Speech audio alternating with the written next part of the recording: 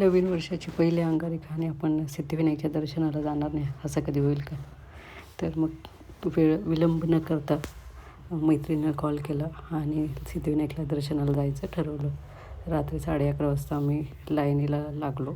1:30 वाजता आमचं दर्शन चालू होणार होतं.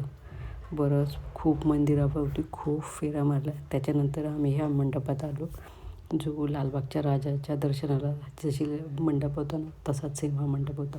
हे बघा 12 वाजता त्यांनी ना अभिषेक करायला सुरुवात केली होती गणपती बाप्पाचा. गणपती बाप्पा मोरया, मंगलमूर्ती मोरया म्हणत आम्ही पुढे पुढे सरकत होतो आणि थोडाफार टाईमपास चालला होता. गप्पा वगैरे मारत मारत आजूबाजूंशी बोलत निघालो होतो आम्ही पुढे. हे बघा अभिषेकाचे हे पहिले दृश्य. आणि नंतर तिथे ना चहा पाण्याची एकदम मस्त सोय केली होती आणि त्या काकू थोडा हेल्प पण करत होत्या. मग थोडीफार हेल्प आम्ही पण त्यांना केली चहा वाटण्यासाठी. आणि पाण्याची पण खूप छान सोय केली होती. मग खूप कंटाळा आला उभं राहून राहून.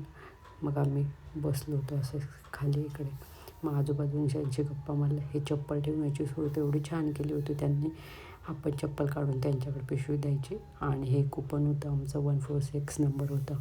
नंतर आम्ही पण त्या चहाचा थोडा आस्वाद घेतला. मस्त आल्याचा चहा होता. एवढा छान वाटत होता ना की आणखीन एक कप घ्यावं असं वाटत होतं. पण निघालो. चहा पिऊन आम्ही पुन्हा आमच्या पुढच्या लाईनीत सुरुवात केली. नंतर असा थोडाफार टाईमपास केला आणि फायनली हे गणपती बाप्पाचं फायनल लूक होतं.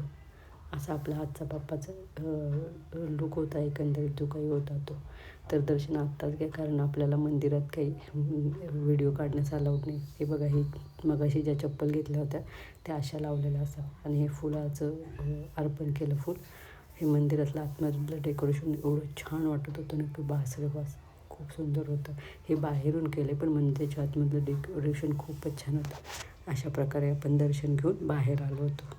तर व्हिडिओ तुम्हाला कसा वाटला मला कमेंट करून नक्की कळवा. Thank you. Bye bye. Ganpati Bappa Morya, Mangalmurti Morya.